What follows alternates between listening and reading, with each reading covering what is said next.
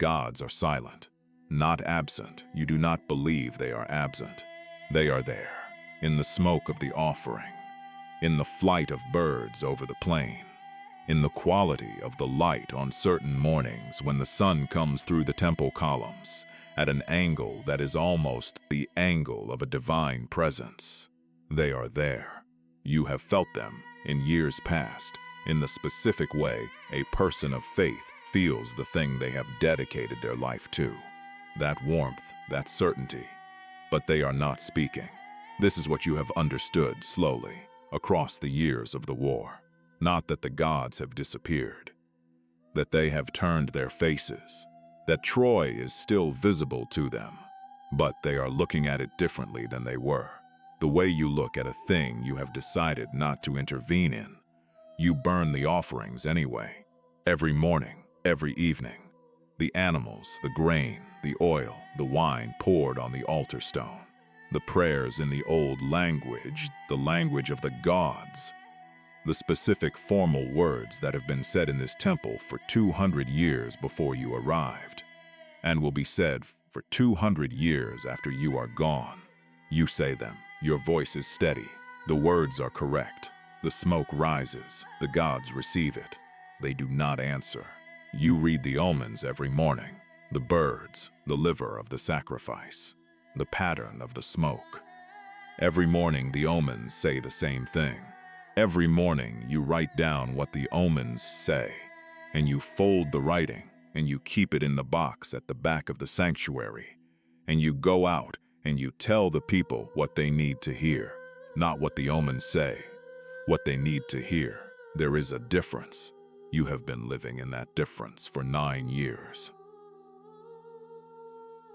This is a story about faith in the silence. The priestesses of Troy served many gods. Apollo, whose oracle at Delphi shaped the fates of nations.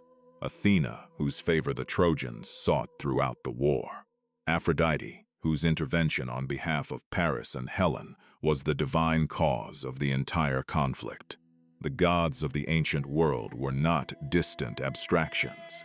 They were active participants in human events, capable of direct intervention, of changing outcomes, of protecting those they favored and destroying those they did not.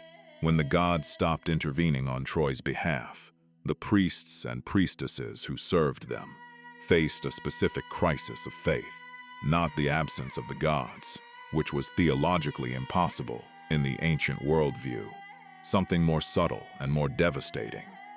The presence of gods who had decided not to help, the silence of powers that could speak if they chose to. Ancient religious practice was not primarily about belief in the modern sense. It was about practice. The rituals were performed not because they guaranteed divine favor, but because not performing them guaranteed divine disfavor. You performed the rites. The gods noticed. What they did with their noticing was their own business. Her name was Theano.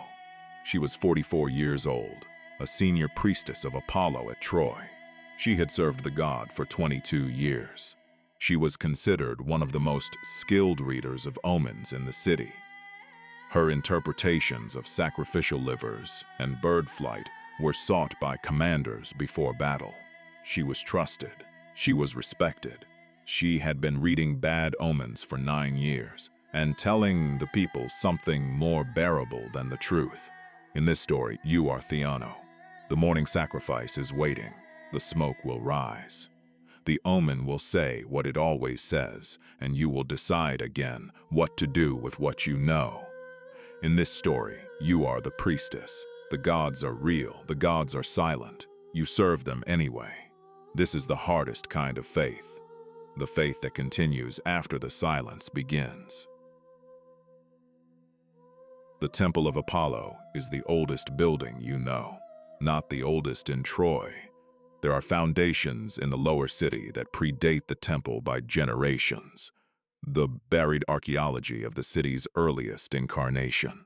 But the oldest building you have personal knowledge of, the oldest building whose stones you have touched, and whose air you have breathed, and whose specific smells, incense and cold stone, and the particular damp of a sacred interior is part of your understanding of what the world smells like. You came here at 22, not by choice exactly.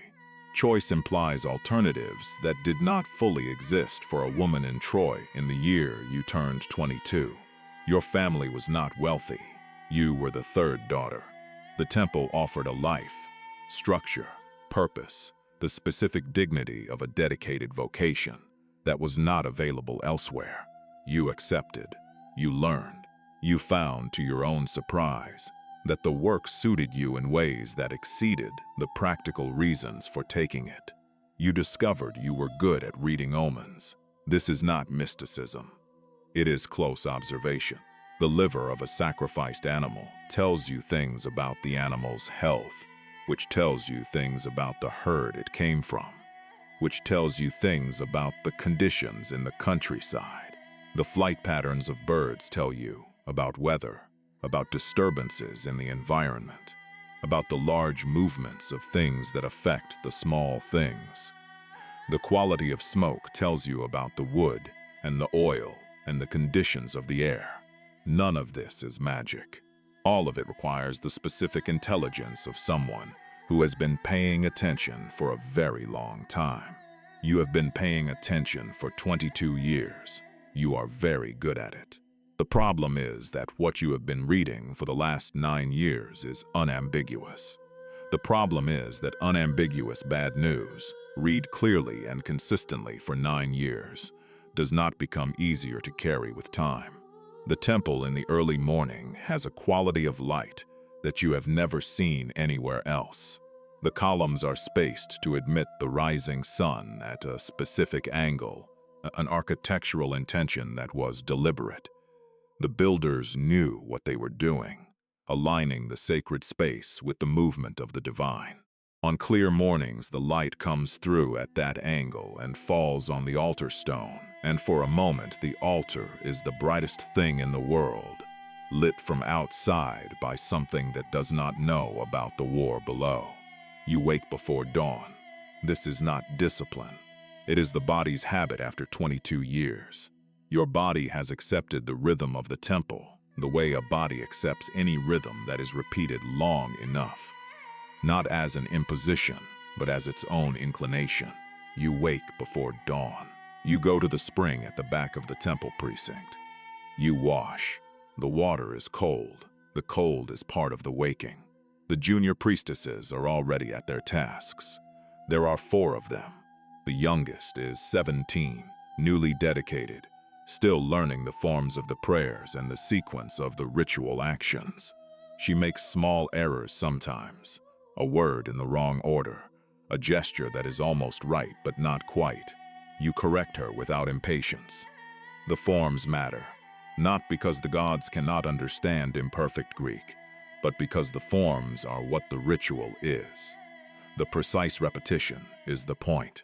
It is the thing that makes this morning's ritual the same ritual as the one performed here 200 years ago, and the one that will be performed 200 years from now. You prepare the sacrifice, a lamb, young, without blemish. The specifications have not changed since the temple was founded. You handle the animal with the care of long practice, calm and efficient, causing the minimum of distress. This too is part of the ritual. The animal's state matters. A frightened sacrifice produces different omens than a calm one. You have learned this through 2 decades of observation. The sacrifice is made. The smoke rises into the morning air. You watch it. The smoke rises straight for a moment and then curls south. South is the direction of Greece. South is the direction of the enemy. The smoke curls toward the enemy. You note this in your mind. You do not note it aloud. The liver is the center of the omen reading. You take it in your hands. The liver of the sacrificed animal, warm still, the specific weight and texture of the organ that the gods have chosen as their primary means of communication with the mortal world. You know this liver, the way you know a text you have read 1,000 times. You know what a healthy liver looks like, what the lobes should be, where the markings should fall. You know what it means when the markings fall differently. This morning's liver has the marking in the position that has appeared in almost every sacrifice for the last year. You have a name for it in your private notes. You do not say the name aloud. At the back of the sanctuary there is a box, cedar wood, lined with cloth, sealed with a clasp that only you have the key to. You made the box yourself 8 years ago, when it became clear that the omens were going to continue saying what they were saying, and that you needed it somewhere to put the truth. The box contains your records, not the official records. Those are kept in the temple archive, the formal logs of sacrifices performed and prayers offered and omens interpreted, the institutional memory of the temple's service. Those records say what the omens were supposed to say. The interpretations filtered through the requirement that a priestess serving a besieged city cannot tell that city every morning that the gods have turned away. The box contains what the omens actually said.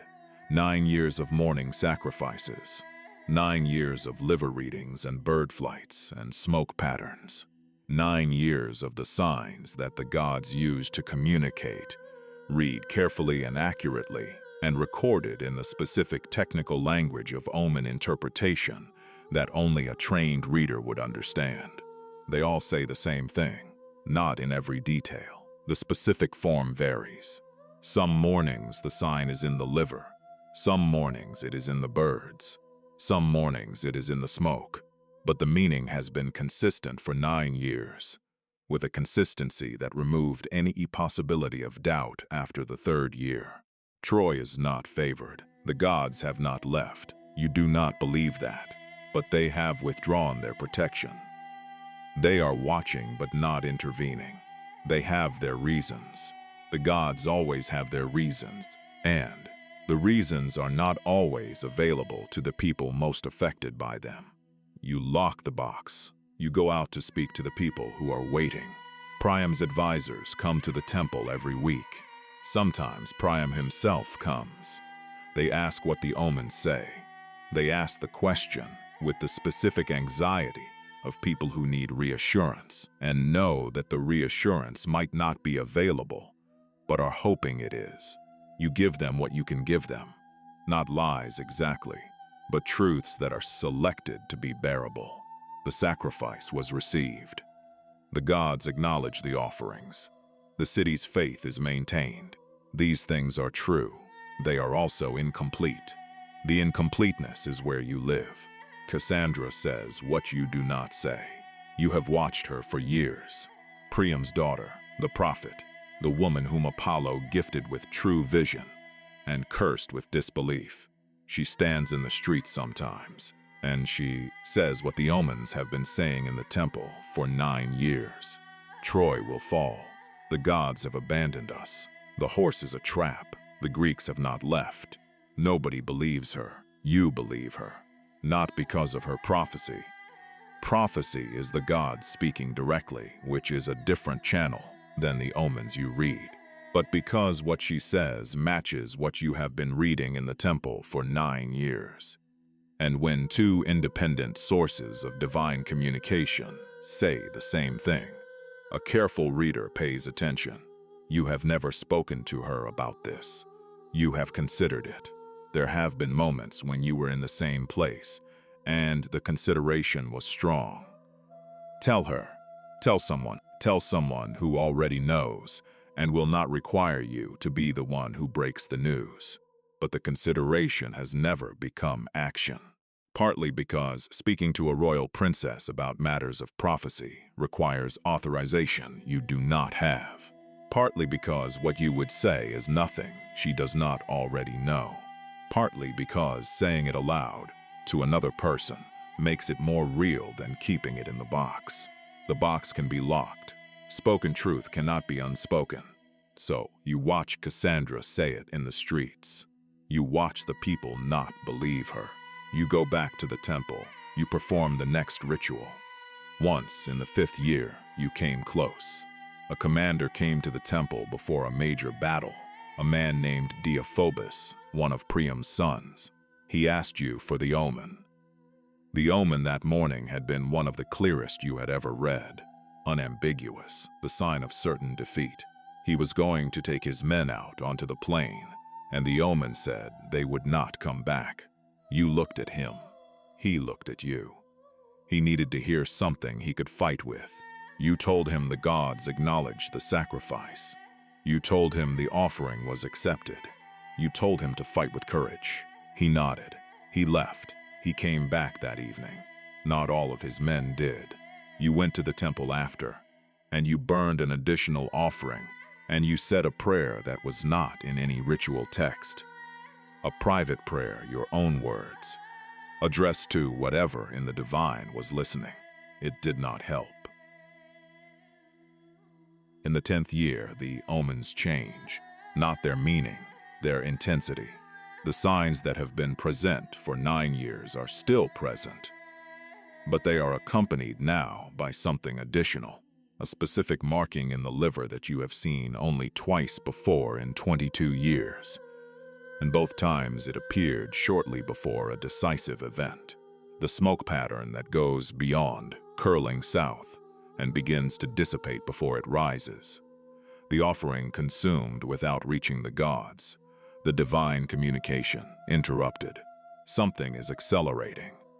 You have known for 9 years that this was coming. The acceleration does not surprise you. But knowing a thing is coming and feeling the thing arrive are different experiences. For 9 years, the end has been in the future, even the near future. Now it is in the present. The signs say, now, not this season, not this month now. You burn your morning offering. You watch the smoke dissipate. You go to the box. You open it. You read the 9 years of records, beginning at the first entry. Not because you need to. You remember every entry, every liver marking, every smoke pattern. You read them because the reading is a form of witness.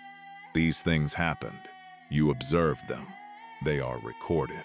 Whether anyone else ever reads this box, whether it survives what is coming, whether the truth it contains is ever known, none of that changes the fact that it was true, and you recorded it. You close the box, you lock it, you go out. The junior priestess, with the almost right gestures, is waiting for the morning lesson. You teach her. You teach her the forms correctly, as you have always taught them. The precise words, the proper sequence, the way the hands move. She will need to know these things after. The horse came through the gates yesterday. You were in the temple when you heard the celebration begin in the streets. You came to the temple entrance and you looked out. The crowd was moving toward the sound of it, the great wooden structure being dragged through the Scaean gate. The people celebrating the apparent departure of the Greeks. You stood in the temple entrance and you watched. The smoke from the temple altar was still rising behind you. You did not need to read the smoke. You already knew. You have known for 9 years. You turned and went back inside. You had a ritual to complete.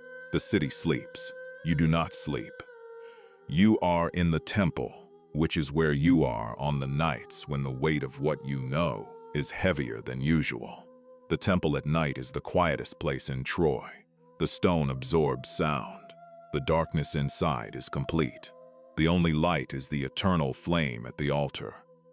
The flame that has been burning in this temple since before you were born, and that you have tended for 22 years. You sit with the flame. This is not a ritual. There is no prescribed practice for sitting with the eternal flame in the middle of the night. This is simply what you do when the ordinary options, sleep, work, speaking to another person, are not available. You sit with the flame and you look at it, and you let your mind go where it goes. Tonight it goes to the beginning. You think about the first year of the war, the first sacrifice you performed after the Greeks arrived. The omen that morning was the first truly bad one, not catastrophic, not the clear disaster readings that came later, but bad in a way that a skilled reader understood, and a hopeful reader could explain away. You explained it away. To the people who came to the temple, To the commanders who needed to hear something they could fight with, you explained it away. You were not wrong to. You have told yourself this many times. A city under siege cannot be told every morning that the gods have turned away. The people need to function. The soldiers need to fight. The rituals need to be performed. The faith needs to be maintained. If you had said what the omens said from the first year, the city would have collapsed in despair or in frantic, panicked decisions that would have made the outcome worse. You have told yourself this many times. It is probably true. It is not entirely comfortable. You think about what faith is. You have spent 22 years as a professional of faith, a person whose entire life is organized around the relationship between the human and the divine. You know the theology. You know the mythology. You know the rituals, their history, their purpose. And in the 10th year of a war that the omens have been predicting from the beginning, you find yourself asking a question that the theology does not fully answer. What does it mean to serve gods who are watching your city burn and choosing not to intervene? Not because they cannot, because they have decided not to. The gods of Troy are real. They are present. They have chosen this. Apollo is not absent. You have felt him in the temple this year, more than in any year since the early years of the war. Not warmly, not with the specific comfort of divine presence that you felt in your first years of service, when the connection between the rite and the response was something you could feel, but present, aware. The way a person is present in a room when they are watching something unfold that they have decided to watch, rather than stop. You owe Apollo 22 years. He gave you the ability to read the omens clearly. He gave you the intelligence to do the work well. He gave you the position and the respect that come with doing the work well for a long time. These are real gifts. The life of a priestess is not an easy life, but it is a life with purpose and structure, and the specific dignity of doing something that matters. He gave you that. In return, you have served him faithfully. Every morning, every evening, every ritual performed correctly, every prayer said in the proper form, every offering made with the proper attention. 22 years of faithful service. And in 9 of those years, you have been reading his communications accurately and telling the people something different, not lying, selecting, filtering, giving the bearable truth rather than the full truth. You wonder sometimes what he thinks of this. You have never asked him directly. Prayer is not conversation. The gods speak through omens and signs, not through direct response to direct questions. You cannot ask Apollo, "Was I right to soften what I read?" You can only read the morning's liver and see what he chooses to tell you. What he tells you has not changed. The marking is still there. He has not corrected you. You do not know if that means he approves or if it means he has decided that your choice, like the war itself, is a human matter he has chosen not to intervene in. Cassandra came to the temple once. A year ago, maybe more. She came in the early morning before the other priestesses arrived. She stood at the altar and she looked at the flame, and then she looked at you. She said, "You know." It was not a question. You said nothing, she said. The liver says it every morning, doesn't it? You said nothing. She looked at you for a long time. Then she said, "I am sorry." You said, "For what?" She said, "For knowing alone." She left before you could answer. You have thought about that visit many times. She apologized to you for knowing alone, as if the knowing itself was the injury, and the alone was what made it unbearable. Priam comes to the temple in the afternoon. Not often. The king has priests of his own, advisors and seers who serve the palace. But sometimes, on important days, he comes himself. Today is important. The horse is inside the walls. The Greeks have apparently left. The war, everyone is saying, is over. He is old. You have watched him age across the 10 years of the war in the specific way that grief ages a man. not the physical deterioration of illness, but the subtler diminishment of a person who has been holding something very heavy for a very long time. He has lost sons. He has lost a city, in the sense that the city before the war is gone, and what replaced it, however physically intact, is not the same. He has aged into someone who needs the war to end. He asks you what the omens say. He asks it with hope, the hope of an old man who wants to be told that it is over, that the gods are pleased, that the years of sacrifice and prayer have been received and answered. You look at him. You have been reading bad omens for 9 years and telling people something more bearable. You have done it for commanders before battle. You have done it for mothers asking about their sons. You have done it for the city collectively through the public rituals that say, "The gods are with us, the offerings are received, the faith is maintained."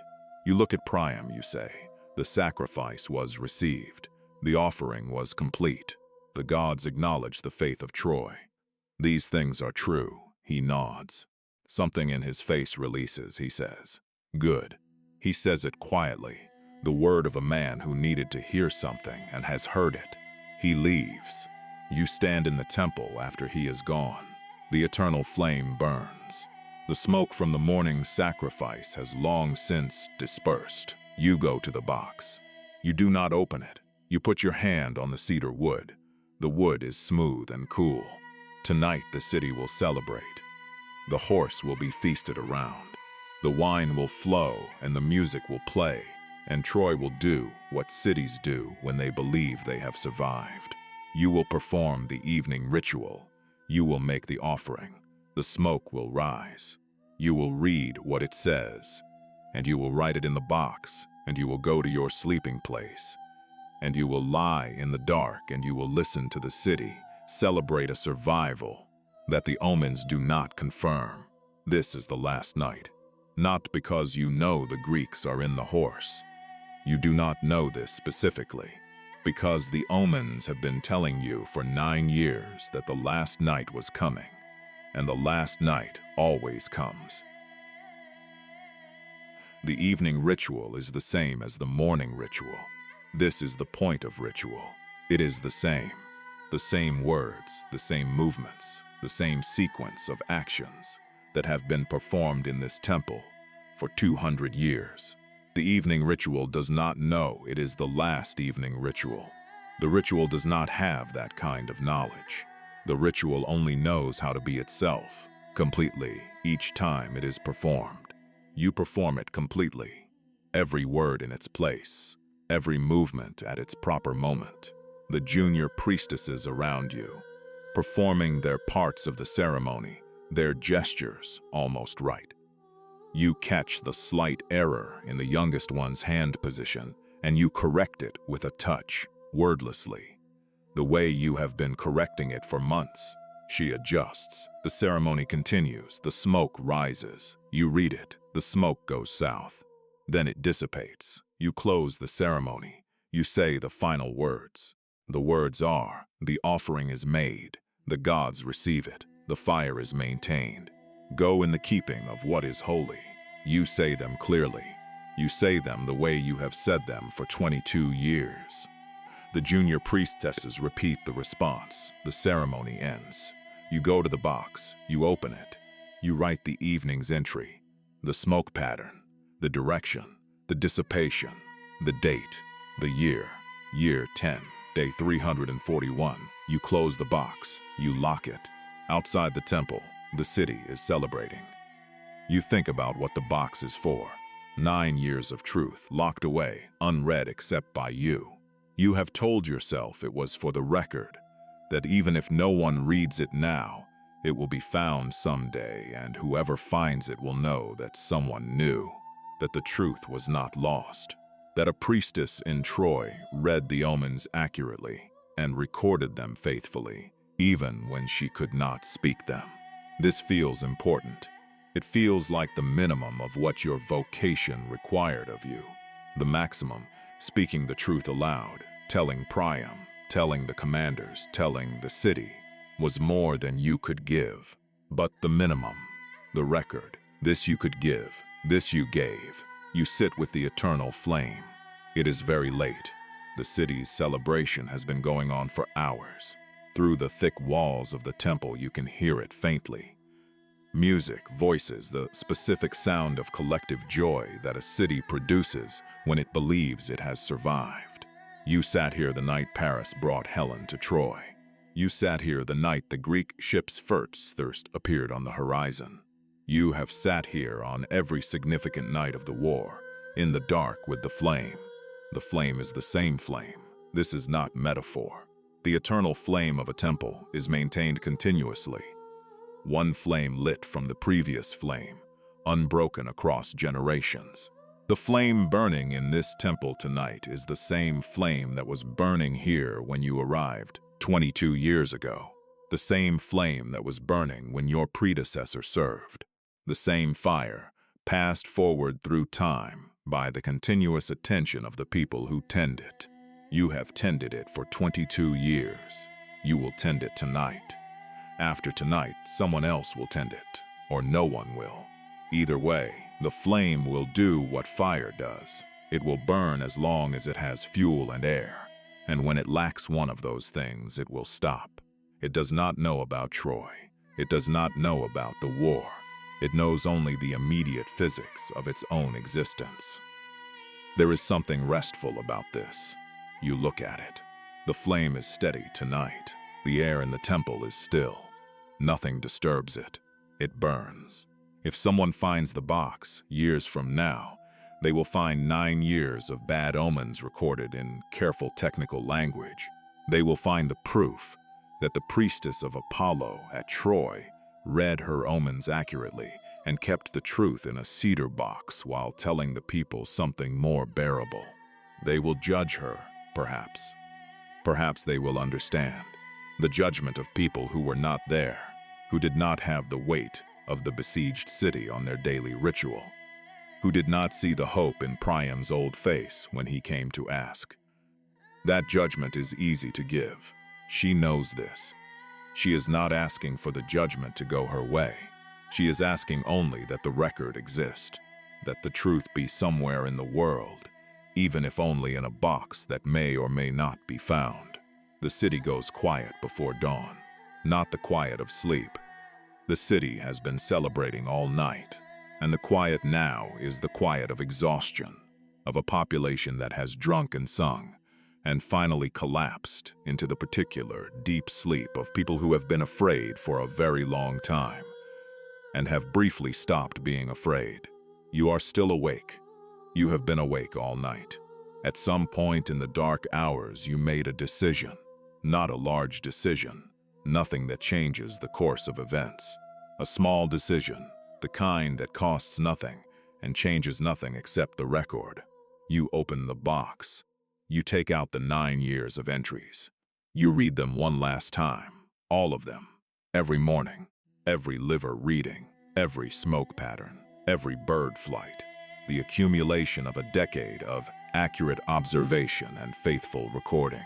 You read them in the light of the eternal flame, the technical language of omen interpretation laying out, in the specific shorthand of your profession, the divine communication that said the same thing for 9 years. Then you write one final entry. You write the date. You write, "The city is sleeping. The offering from the evening was received and dissipated south. The flame is steady. The gods are present and silent. The truth in this box is complete." You fold the final entry. You place it in the box. You lock it. You stand. You go to the altar. You say the morning prayer. Not the full ritual. There is no sacrifice prepared, no animal, no grain, just the words. The first words of the morning prayer, the words that begin every day in this temple, the words that say, "The night has passed, the fire is kept, the God is honored, the day begins." You say them into the empty temple. The flame receives them. The God, present and silent, receives them. Outside, somewhere in the city, the first sound of the morning begins. It is not the sound of a city waking. It is a different sound. You know what it is. You go back to the flame. You tend it. This is what you can do. You tend the flame. Close your eyes. The flame is steady. The box is locked. The truth is in there. You said the morning prayer. You tended the flame. That was enough. A note of history. Religious practice was central to life in Bronze Age Troy and in the ancient Greek world generally. The Greeks and Trojans shared many of the same gods. Apollo, Athena, Aphrodite, Zeus, though they might have different names and emphasize different aspects of the divine. The Iliad depicts the gods actively intervening in the war, taking sides, protecting individuals, and shaping outcomes. Apollo was associated with Troy throughout the war, and his priest Chryses appears at the very beginning of the Iliad, when Agamemnon's refusal to return Chryses' daughter triggers Apollo's plague on the Greek army. Divination, reading the will of the gods through omens, was a serious religious and practical activity in the ancient world. The examination of the livers of sacrificed animals, known as haruspicy, was practiced throughout the ancient Mediterranean world. Specialists trained for years to read the markings on sacrificial livers, and their interpretations were genuinely influential in military and political decisions. The flight of birds, the behavior of sacred animals, and the patterns of smoke from sacrificial fires were also read as divine communications. The tension between accurate omen reading and the social consequences of bad news was real in the ancient world. Ancient sources record cases of diviners who gave unfavorable interpretations and faced serious consequences, and of interpretations that were adjusted to be more palatable. The position of a diviner in a besieged city, knowing what the omens said, weighing the social consequences of full disclosure, would have been genuinely difficult. Cassandra's prophecy is one of the most resonant stories from the Troy tradition. Apollo gave her the gift of true prophecy and the curse of disbelief as punishment for refusing his advances. She appears in multiple ancient sources, always knowing the truth and always unheard. Her role in the story of the wooden horse, she warned that the horse was a trap and was ignored, is mentioned in several ancient sources. She was taken as a prize by Agamemnon after the fall of Troy and killed with him when Clytemnestra murdered him on his return to Mycenae. Theano is a fictional character, though the name Theano appears in the Iliad as the priestess of Athena in Troy. A different goddess, but the same role. The cedar box of accurate omens is invented, the dilemma it represents. Knowing the truth and being unable to speak it fully, serving a function that required the managed disclosure of that truth, is consistent with what we know about the role of religious specialists in ancient societies under stress. The eternal flame maintained in ancient temples was a real institution. The flame of Hestia at Delphi was kept burning continuously for centuries. The maintenance of sacred fire as a religious duty appears across many ancient cultures. The idea that a single flame could be passed forward through time, each night's fire lit from the previous nights, represents a specific ancient understanding of continuity across generations. Next, Cassandra.